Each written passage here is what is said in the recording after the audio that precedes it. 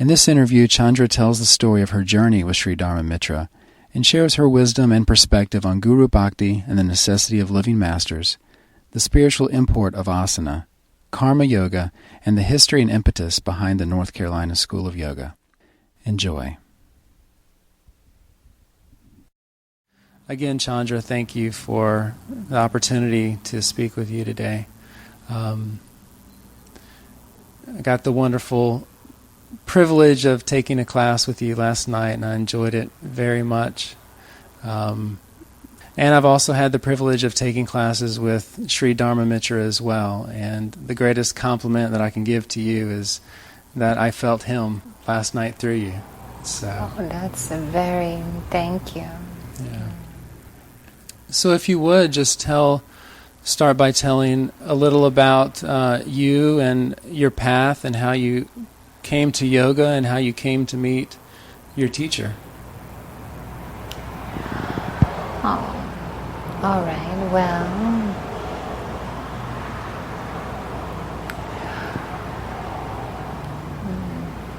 I had been studying for a little while, not very long, about 2 years. And in the midst of that, I was reading some of the modern masters, the Swami Shivananda, Paramahansa Yogananda, Swami Sachidananda, and Swami Vishnu Devananda, and some of the others. And in all of the autobiographical information, I believed that that type of discipleship was still available, even though we're living in the, more modern climate of yoga. I would read some of the personal accounts, and I knew that was what I was interested in studying, that I was interested not in just studying a little yoga. I wanted to study, I wanted to be a yogi. I wanted to study under a guru. And so not because I was looking for something, like looking, not to acquire any powers or anything, but just I wanted to study self-realization. And I believed what the masters said about that a guru is necessary. And so I believed that that type of discipleship must still exist somewhere. And so I began studying with a very wonderful yogi in New York, Swami Bua. Do you know him? He's a disciple of Swami Shivananda. He is now 118. He's still living in New York. Although he just left for India for 4 months. He has not been back to India in 25 years. And they're having a big celebration for him. So I was with him for 2 years. And even though I was learning traditional yoga, and I was really blessed to be with such a master, I knew in my heart that he was not my guru, you understand? So then I just kept praying and praying. I kept talking to God, please, may I be worthy to find my guru. Whatever blockages are there preventing me, please let me have some divine assistance to remove them. So then one day Swami Bua said, I think you belong to Dharma Mitra. Do you know him? I had no idea. And he said, well, he's on 23rd Street downtown. Swami Bua is right on 58th. So not far. And I grew up in New York, so all right under the nose. So then the next day I went to see Sri Dharma Mitra, And I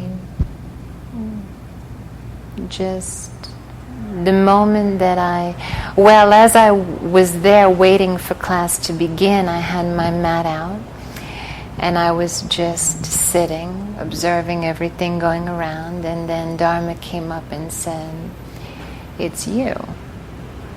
And then I said, "Oh, yes." And I thought that Swami Bua had told him, "Look, I'm sending this girl to you. You understand? She needs some help. Help her out, whatever. She's looking for something. Be nice to her." But then no, he didn't. I found out later he didn't say anything. And then by the end of that class, I knew. I just knew. I couldn't stop crying. And I knew that I was home, and I was overcome with gratitude. I didn't feel sad at all, you understand? It was just an overwhelming, it's like a big exhale. And just a tremendous gratitude to God, to all of the masters that have prepared the path.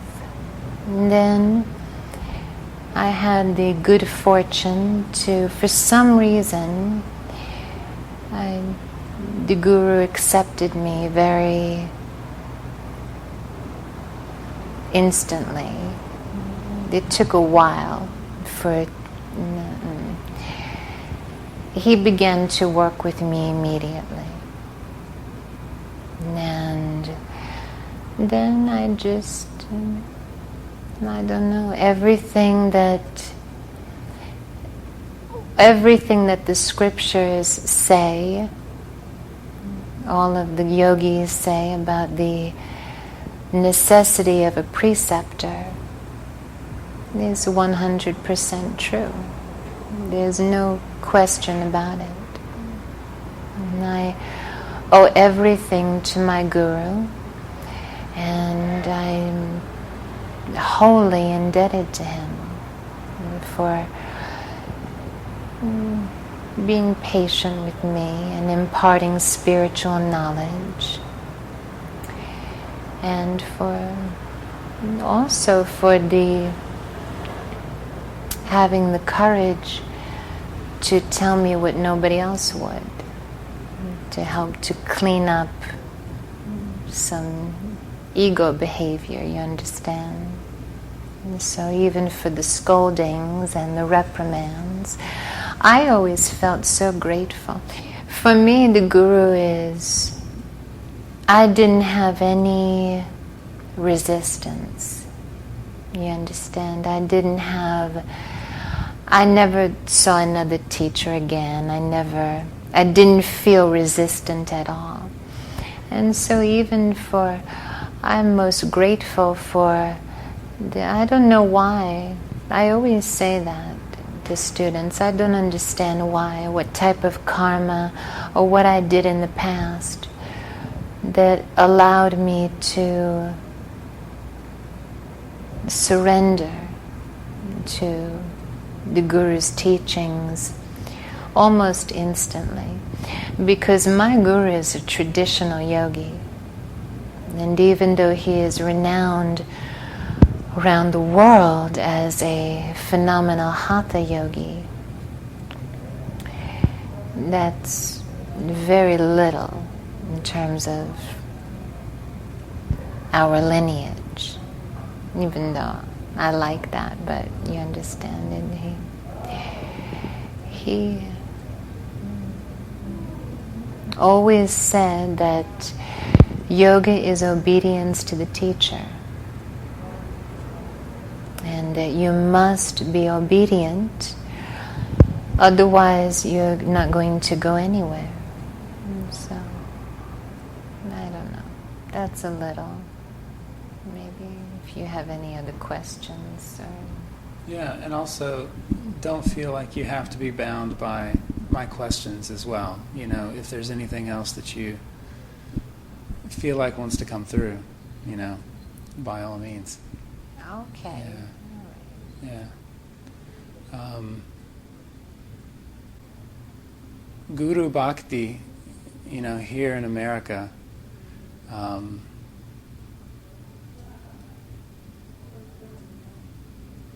there are so many people who don't understand it, and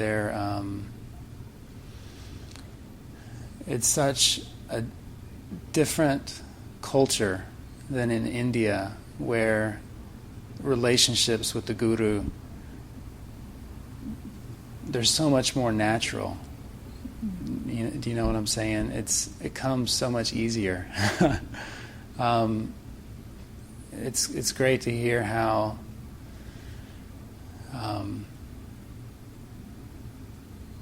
I guess just how lucky you are to have had that experience, to have fallen into an experience where you're home, where it feels right, and it doesn't feel like you had a choice in the matter. I don't think very many people have that experience, whether it's their karma or whatever. So do you feel like the most important thing for people to do is to prepare themselves to meet masters in the body? Do you think that's essential? It was definitely, obviously, very essential to you. You feel that it was necessary. Are there enough masters in the States? Are there enough students in here who are ready for for living teachers to have that relationship and what it requires? I don't know if I'm qualified to answer that kind of question, but you said people. You mean yogis or just the civilians? Yogis. All right, what was the question? The question was, there are so many people who do yoga, whether it's, do you find a lot of students are ready to take this not as a class that you do a couple times a week, but have it to be an essential part of a bigger sadhana, where it's not you're coming to an asana class, but this asana is somehow incorporated into this bigger context of self-realization, and it has a deeper relevance to that. And this bigger sadhana, should it include Guru Bhakti, satsang and darshan with masters, and how available is that to most yogis?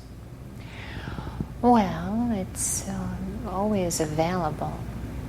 It's just according to one's karma. If they... I know what I want to say. I just have to think of the most succinct way to say it. I know what's happening, and I see that the climate of yoga is more physically oriented, and people altering the classical tradition, making their own hybrids and different things.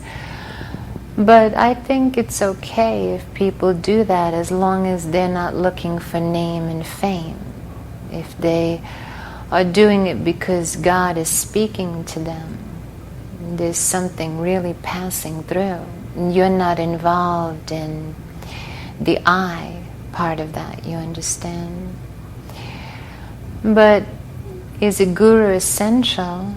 And I think yes. I say, because my guru always said anything that a teacher ever tells you should be backed up by scripture.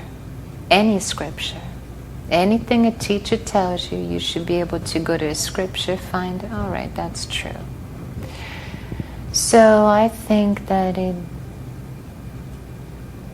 I don't know. I probably shouldn't tiptoe around this.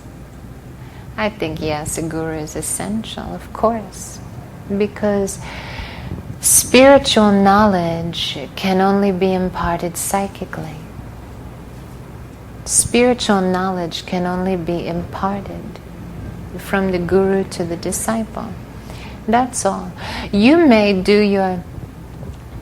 read a book, you may go to your class, you may do all of your nice exercises and your breathings and different things, and maybe even have a little bit of self-knowledge. You may awaken your kundalini a little bit.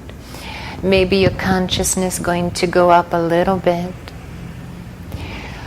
But unless you have ignition from the preceptor, then your meditation is only going to go so far. Then it's going to be a void.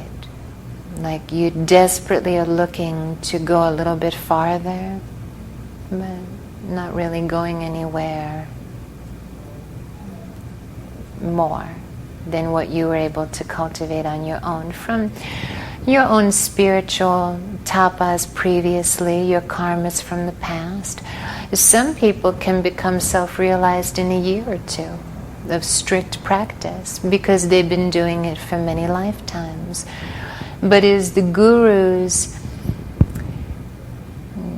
ignition or transmission necessary? I say yes. That's all. I don't know if... And then are the gurus available these days in the West? Yes. I know many. And I only have one, but my guru right there in New York City, teaching every day for almost 50 years, quietly. Swami Bu uptown, quiet. And then even my guru's guru is still alive, New York. Quiet. And then of course there are others. You have a guru, Swami Satchidananda, right? He only had Mahasamadhi a short time ago. So look, all the people he helped, that's still in our modern era, you understand? So I think yes. But you have to be sure that you're following someone who is really illumined, someone that has really done their purification and they're following the tradition. Because sometimes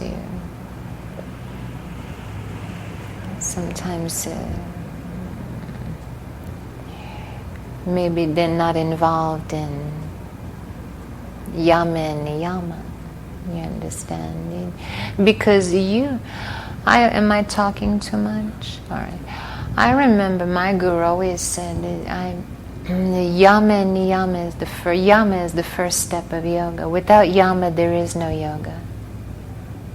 And I don't care. I always say, I don't care. You can throw your legs behind your head, stand on one finger completely inverted. If you're not a nice person, you understand? If you don't have kindness in your heart, or you're involved, you feel so puffed with, I am doing this, Chandra is so great, you understand? Or whoever, then it's big deal. That's actually binding you more, creating more and more rajas. That's not going to lead you anywhere. Very soon all that's going to disappear. You're going to break something, then suffer like hell because you can't do like you used to. You understand? Suddenly this hurt, everything. But if you really doing your postures as an offering to the Lord, to the Supreme Self, then you're doing better than meditation because you're not attached to the fruits. You're just doing it because it has to be done. And then even if your capacity is just that you maybe can just sit like this a little bit,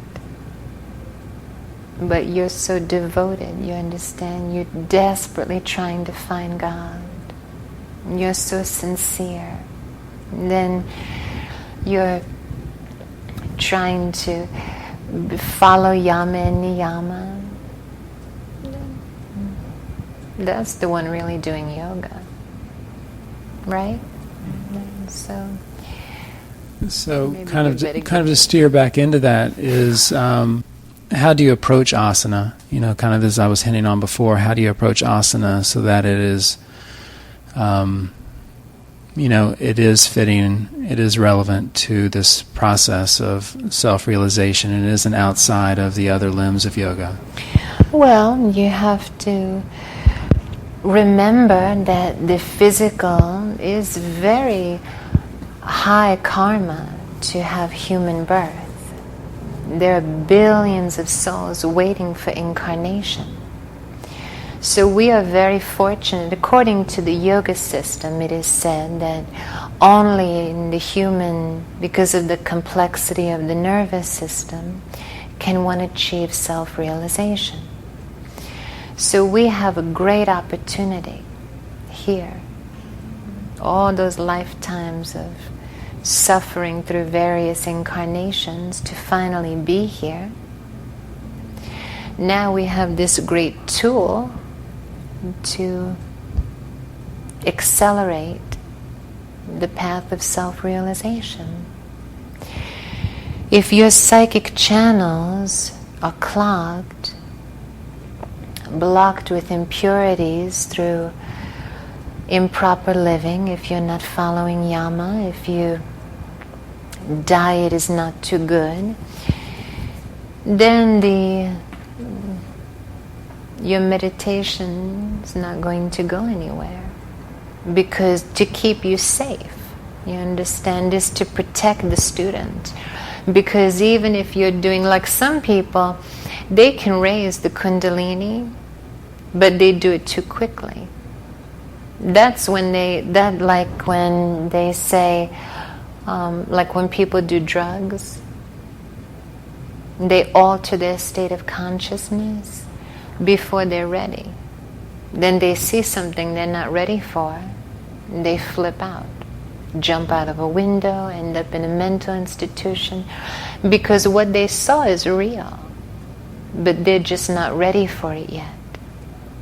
So the same for a yogi. The psychic channels you must be involved in purification. And then as you purify your psychic channels, slowly, under the guidance of the preceptor, you have to follow it to the letter. You can't alter anything or mix it around, because yoga is a science. Then you become fit for the various levels of consciousness to awaken.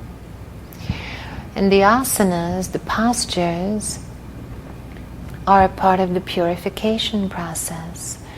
They are designed to awaken various states of consciousness. Like my guru, he's very well known for a famous poster.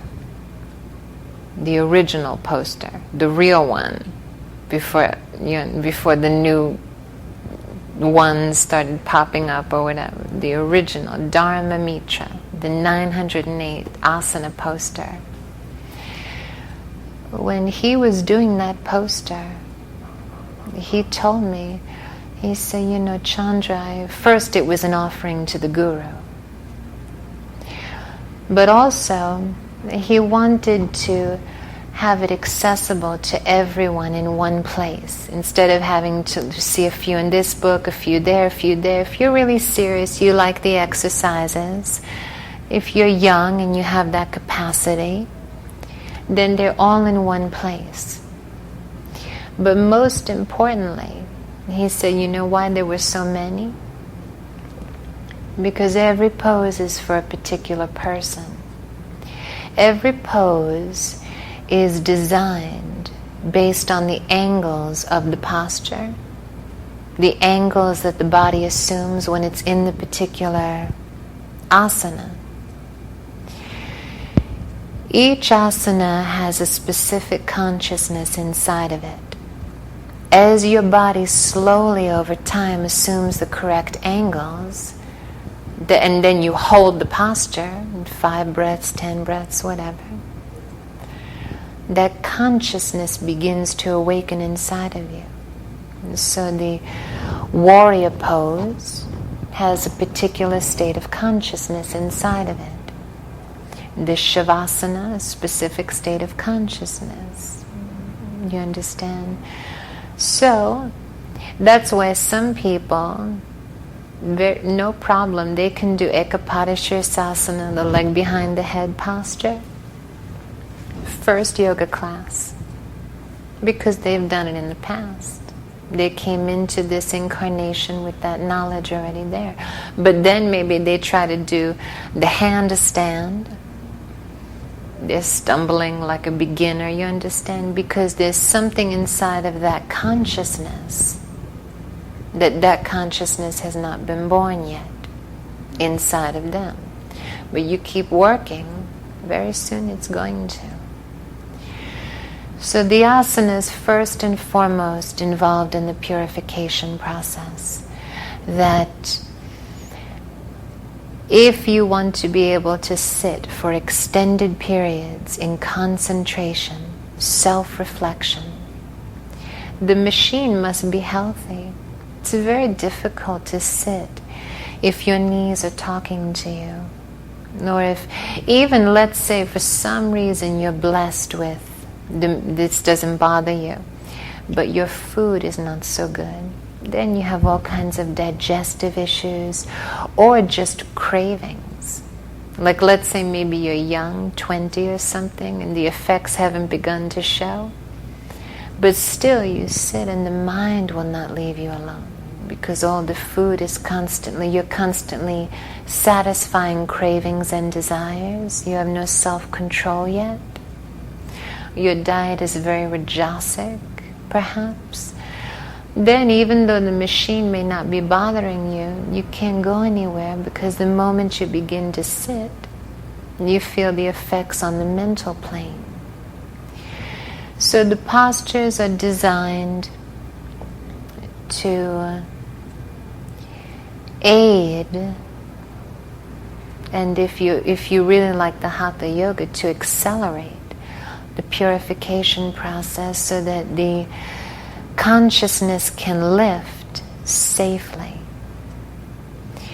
And then, of course, if you know a little bit more, then you realize that as you assume the posture and you don't fidget, you want to come into it, fine, you move a little bit, get everything aligned properly, but then you don't keep moving. You understand? You don't fidget, don't be fickle. Stay there, become still. Very soon, a thought is going to come into the mind based on the posture you're in, the consciousness inside of it, just like the animals. You're really doing the Bhujangasana, the cobra pose, correctly, you're going to begin to feel like a cobra. Your spine, did you ever have that? You feel so strong, like you're about to strike something. You understand? Then you really understand the consciousness inside of that. But the best, the most important, if you ever use this for anything, please don't edit this out. Every posture must be an offering to the Supreme Self. You must be an offering to the Lord. You're not doing it because you're trying to achieve something or because it's not born of personal desire. The postures must be done as an offering to the Lord. You do it because it has to be done. That's all. Then you're really practicing yoga. And then it's better than meditation. You do your posture. I don't know why I'm doing this, just because it has to be done. So, also, that's something I don't want to say too much. I don't want to offend anyone, but sometimes you see, like these days, the people, they're going to have a heart attack sometimes, I think. The students, not my students, but the people, everything is so rajasic. my guru, when he was teaching me the postures, always, your heart rate must not increase. Your pulse stay even. Never lose your breath.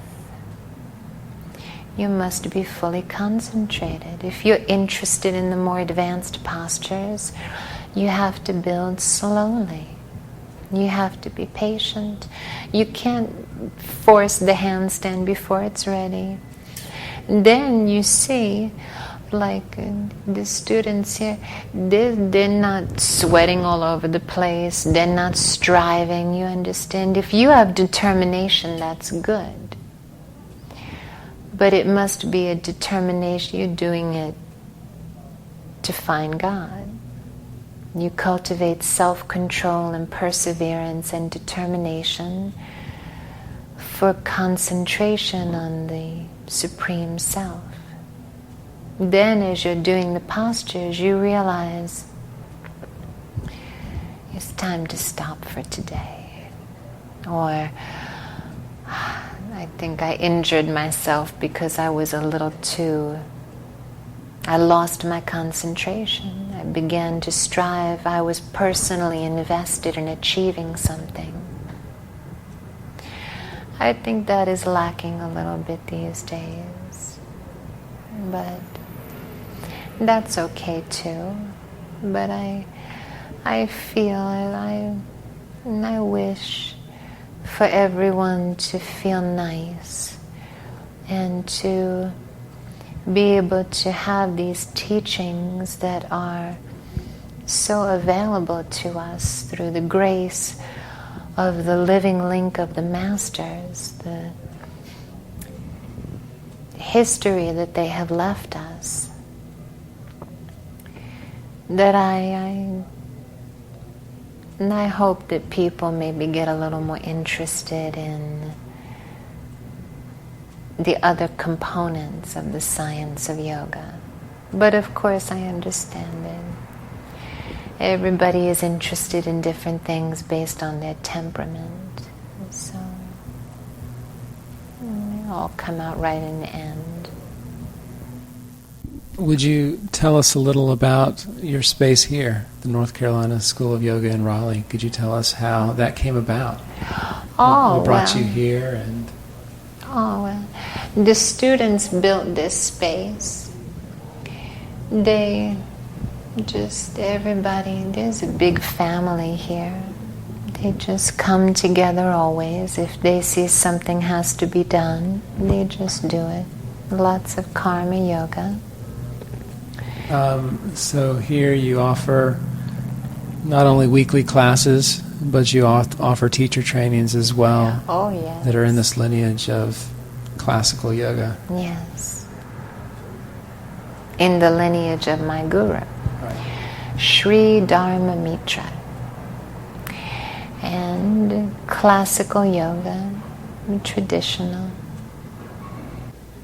This school was an offering from my guru. As I began to look around in the mid-90s, I was seeing that yoga was beginning to gain popularity. And it seemed like as the popularity grew, the climate became more commercial, or that it became more like a commodity. And I realized that I began to have students come to me and say, I would think I'd like to become a yoga teacher. Where can I go? And at that time my guru did not do teacher trainings, nor did I. And so I tried to investigate a little bit for them. Then maybe there's Yogaville, or maybe one or two other places, there's Shivananda trainings and things, but then I realized, well, I want them to have the full teaching. You understand? The full traditional studentship inside of a program. So I went to the Guru and explained, and we put a little program together over about 2 years or so. And then finally it happened. But my main motivation was and remains to promote, to preserve, and to promote the teachings of my Guru, because I saw that it wasn't happening. And I saw that my Guru had spent 50 years in service to humanity, disseminating spiritual knowledge and teaching yoga as the path to self-realization. And I believe in this science so deeply, and I feel like so many can benefit from it. So I wanted to have a place where people could go if they were interested in studying traditional yoga in the way that I learned it, and to share, really to share the spiritual knowledge that my Guru imparted to me. My Guru always said that spiritual knowledge is meant to be shared. You don't keep it for yourself. You have to have discrimination to realize, don't waste it, you understand? Don't just give it to anyone. But if you see a student is really sincere, they're really looking for something, you have to give everything you know. That's it. You don't just keep it, you have to share it. Spiritual knowledge, you have to share what you have been given. And so I wanted to offer just traditional yoga, and then there's an offering to my Guru, and then also to preserve the teachings. And so Would you speak on karma yoga and service? well, anything that I know, I learned from my Guru. And my Guru was a karma yogi for 10 years in the ashram. And then I learned by example that the karma yoga must be, well, it's generally inside of the classic, inside traditional yoga, the karma yoga is the first step, you understand? Of course, yama is the foundation of yoga, but I'm talking about generally the karma, then the bhakti. I don't know if I should talk about this too, not what you want. No, please do. Oh, okay, please do. Well, I just saw that karma yoga was an essential part. I just learned to copy the Guru. Anything the Guru did, I thought was the thing to do. So if he did it, I better do that.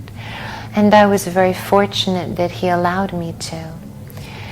And then I just did karma yoga for the Guru, and then go help him with anything he needs. For some reason, I had very good fortune to be the assistant to the Guru, to be Dharma's, to schedule his appointments, and to travel with him, to see to some of his personal needs, and to take care of things. And karma yoga allows the disciple or the student to polish the mind and heart simultaneously, because as you are washing the steps or cutting vegetables or returning a phone call or teaching free classes or doing any number of things that might be needed at the ashram or wherever your teacher's home base is, that you really watch the mind flip out about so many things. I remember my guru has all of these steps that go up to his center. There's 2 or 3 long flights of stairs. And I used to be there scrubbing the steps. 1 step, rinse, 2nd step, then the next, then the next. And at first I would think, I don't need to be doing this. There's so many other things I could be doing, so many other things. Maybe this is not the place. Well, actually, I never thought that actually. But I thought about cheating. I thought of ways I could get around it. Maybe do it quickly, scrub half the step, just slap a little water on it, that you understand? Because the mind. But then very slowly, then I would finish doing that, then I would go sit for satsang, or I would be with the guru and I would hear him say something just in passing. And then I would feel so guilty. I would think, you don't even deserve to be here. You should be lucky to sweep these steps, to scrub them. And then I felt renewed. I had a renewed determination, renewed enthusiasm. And then it got to the point where I couldn't wait to wash the steps. I would prefer to wash the steps or to be doing something than to be in class. You understand? I figured, these are my teachings. I get everything from the guru. Let somebody else have the space in class today. So, I think that karma yoga is an essential practice in the full science of yoga. And generally it's one of the steps that should be introduced early on in the aspirant's practice, because it really will purify the mind and heart. And then you see who's not too serious. And that's unfortunate, because then they leave. But that's the way it is. Otherwise, I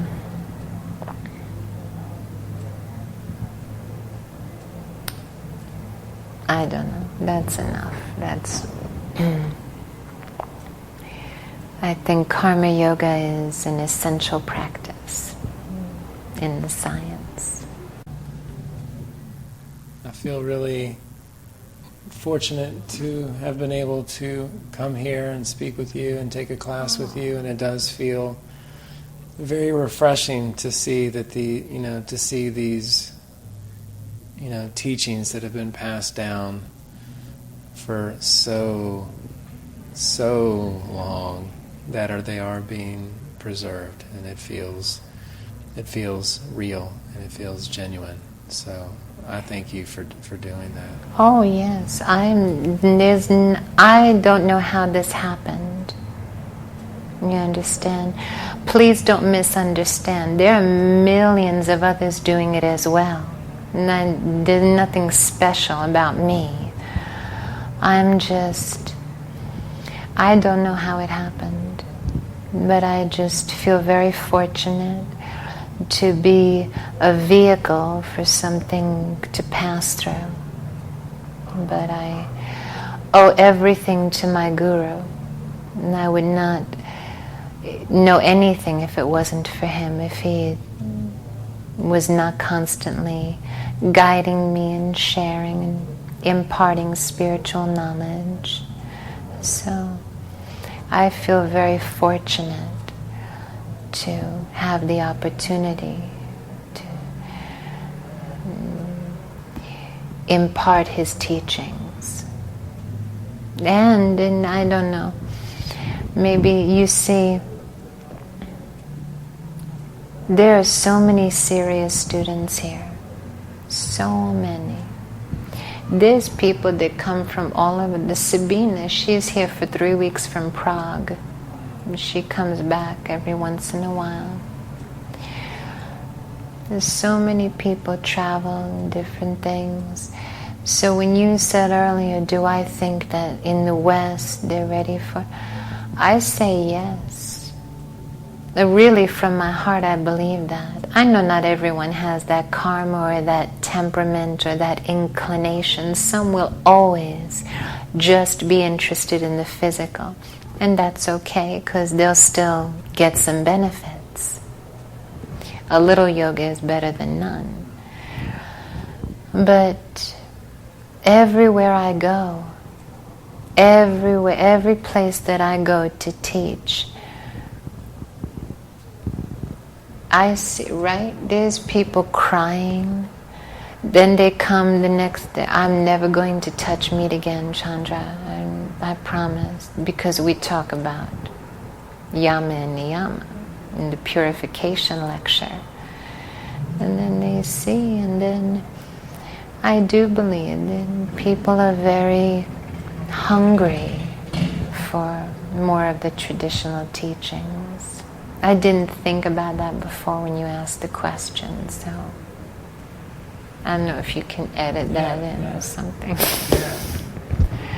So. Well, thank you very much for taking the time. I appreciate it. Thank you very much, and I'm very honored that you asked to speak a little bit about yoga.